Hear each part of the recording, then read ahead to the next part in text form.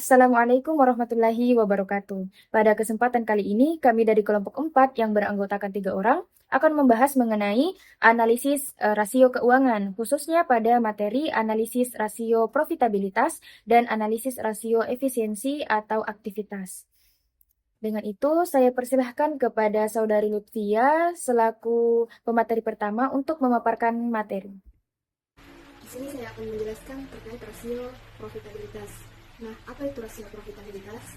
Jadi, rasio profitabilitas adalah salah satu metrik analisis keuangan yang digunakan untuk mengukur dan menilai kemampuan perusahaan dalam menghasilkan laba atau keuntungan terhadap penjualan, total aset, maupun ekuitas sendiri pada periode tertentu. Nah, ada beberapa jenis rasio profitabilitas. Yang pertama adalah gross profit margin.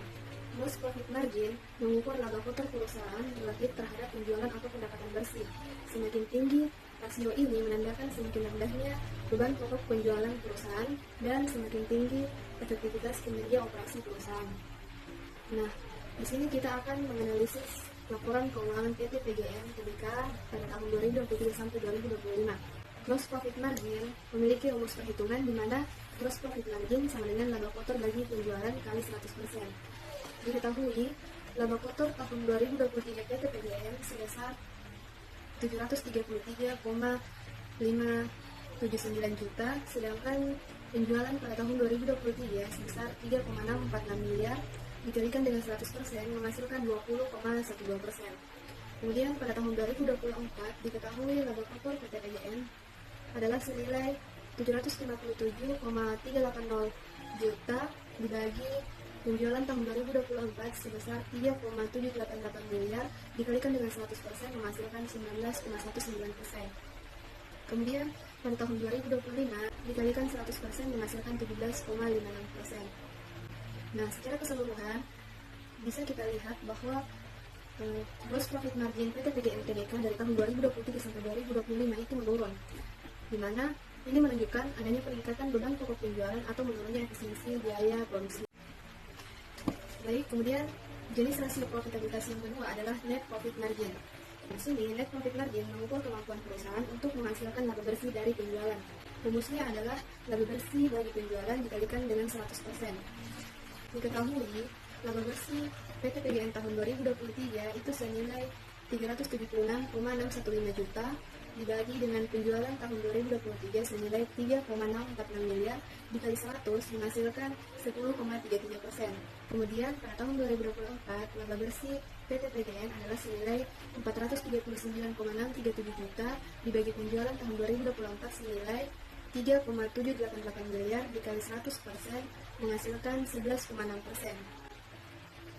Kemudian pada tahun 2025 laba bersih PT PGN adalah senilai 346,6 juta dibagi penjualan tahun 2025 senilai 3,975 miliar dikali 100% menghasilkan 8,72%. Berdasarkan hasil analisis net profit margin dari tahun 2023 sampai 2025 bisa kita lihat itu persentasenya meningkat dari 2023 ke 2024, sedangkan pada tahun 2025 itu kembali menurun. Di sini, kondisi ini menandakan bahwa laba bersih tertekan oleh kenaikan beban operasional.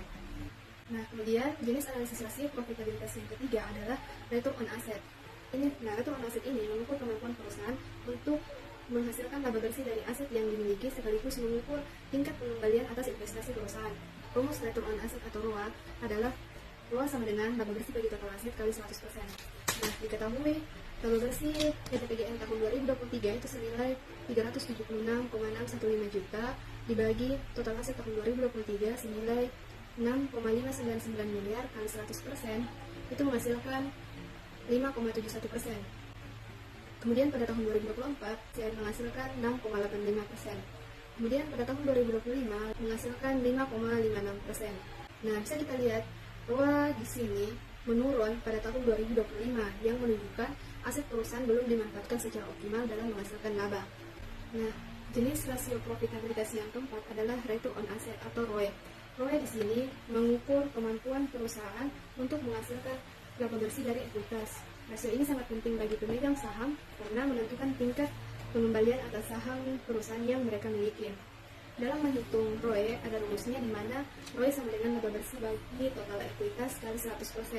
Diketahui, laba bersih tahun 2023 PT PGN sebesar 376,615 juta dibagi total ekuitas tahun 2023 sebesar 3,540 miliar kali 100% itu menghasilkan 10,64%. Kemudian pada tahun 2024 menghasilkan 11,97%. Kemudian pada tahun 2025 menghasilkan 9,61%. Nah, dari hasil analisis dari tahun 2023 sampai 2025 bisa kita lihat bahwa pada tahun 2024 itu meningkat, sedangkan pada tahun 2025 itu menurun, yang mengindikasikan bahwa penurunan tingkat pengembalian kepada pemegang saham. Mungkin itu saja yang bisa saya jelaskan terkait rasio profitabilitas. Sekian, terima kasih.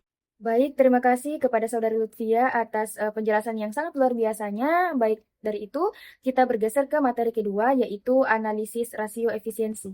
Analisis rasio efisiensi atau aktivitas ini secara sederhananya, dengan rasio ini kita dapat mengukur seberapa efektifkah perusahaan ini dalam menggunakan asetnya untuk menghasilkan penjualan atau pendapatan. Baik, adapun 3 jenis analisis rasio efisiensi yang akan saya bawakan. Yang pertama ada jenis rasio inventory turnover atau perputaran persediaan. Nah, pada jenis rasio efisiensi yang satu ini, kita dapat mengetahui dan menghitung berapa kali sih suatu perusahaan ini mengganti dan dapat menjual persediaannya dalam satu periode atau dalam satu tahun.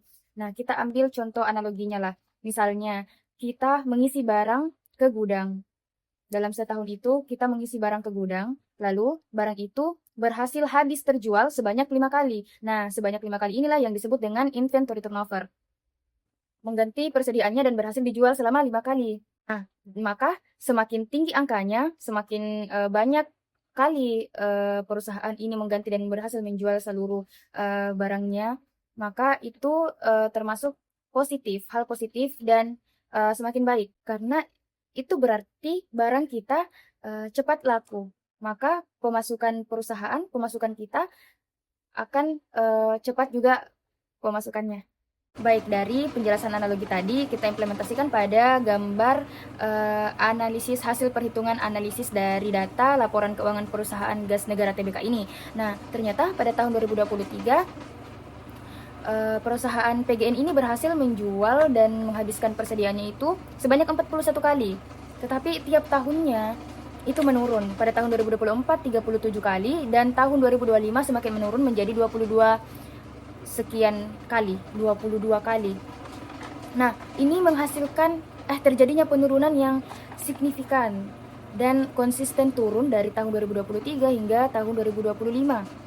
Nah, jika kita beda angkanya pada bagian beban pokok penjualan perusahaan PGN ini sebenarnya itu terus naik setiap tahunnya. Nah, hal ini menandakan adanya aktivitas penjualan. Tetapi pada nilai persediaannya di gudang itu semakin meningkat. Malah persediaannya yang jauh lebih cepat meningkat daripada beban penjualannya. Nah, maka dari itu ini berarti perusahaan menimbun terlalu banyak barang di gudangnya yang belum berhasil dijual dengan cepat. Nah, maka dari itu efisiensi pengelolaan stok barang perusahaan PGN ini menurun drastis. Nah, oke, kita ke bagian jenis rasio efisiensi kedua, yaitu day sales in inventory atau jumlah hari penjualan dalam persediaan, di mana dalam rasio ini kita dapat menghitung atau kita dapat mengetahui berapa hari rata-rata suatu barang tersimpan di gudang sebelum akhirnya berhasil terjual. Contoh analoginya, misalnya kita ini menyimpan barang di rak-rak sepatu tempat kita menjual. Nah, sepatu-sepatu yang di rak itu udah lama tinggal di sana 30 hari dan akhirnya bisa terjual setelah 30 hari itu. Maka angka 30 hari itulah yang disebut dengan day sales inventory. Mari kita implementasikan pada hasil perhitungan dari analisis laporan keuangan perusahaan PGN. Nah, karena perputaran stok pada inventory turnover tadi yang kita bahas itu pada perusahaan PGN ini mereka melambat, maka waktu tinggal suatu barang di gudang mereka juga menjadi semakin lama, karena pada tahun 2023 barangnya hanya butuh sekitar 8 hingga 9 hari di gudang dan itu langsung laku. Namun pada tahun 2025 barang itu banyak tertahan di gudang hingga mencapai 15 hari. Nah, dengan ini bisa mengakibatkan biaya-biaya baru atau munculnya risiko barang rusak, usang, atau biaya sewa gudangnya bisa meningkat menjadi lebih tinggi dan itu membuat pengeluaran lagi.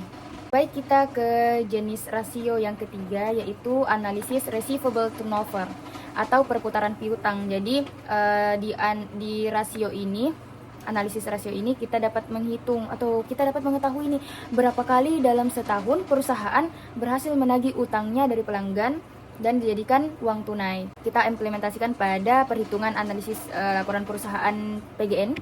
Pada tahun 2023, ternyata mereka berhasil menagih utang sebanyak 8 kali. Hingga tahun 2025, ternyata perusahaan ini meningkat, berhasil menagih utangnya tahun 2025 itu 9 kali. Jadi perusahaan ini menunjukkan data yang positif dan terus membaik setiap tahunnya.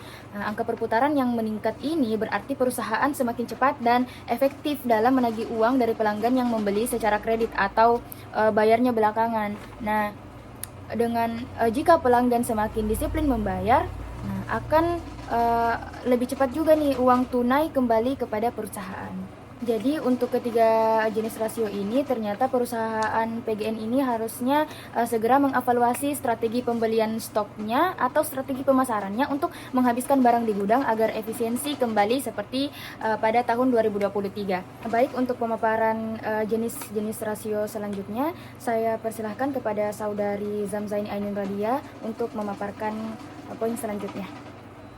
Baik, terima kasih atas kesempatan yang telah diberikan kepada saya. Di sini saya akan menjelaskan materi mengenai Days Sales in Receivables. Jadi rasio Days Sales in Receivables itu digunakan untuk mengetahui berapa lama perusahaan menunggu pembayaran dari pelanggan setelah melakukan penjualan secara kredit.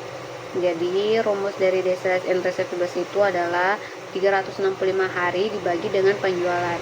Kalau dilihat di PPT perhitungan pada tahun 2023 itu 365 hari dibagi dengan penjualan tahun 2023 di angka 8,13 menghasilkan Days Sales in Receivables tahun 2023 di angka 44,89 dan pada tahun 2005 itu menghasilkan Days Sales in Receivables-nya di angka 37,2, sedangkan pada tahun 2025 menghasilkan Days Sales in Receivables tahun 2005 itu di angka 36,6. Jadi pada tahun 2023 PT PGN ini membutuhkan waktu sekitar 44 hari atau hampir 45 hari untuk menagih piutang kepada pelanggan, dan pada tahun 2025 itu menjadi 36 hari. Jadi jika kita melihat dari tahun ke tahun, waktu penagihannya ini semakin cepat.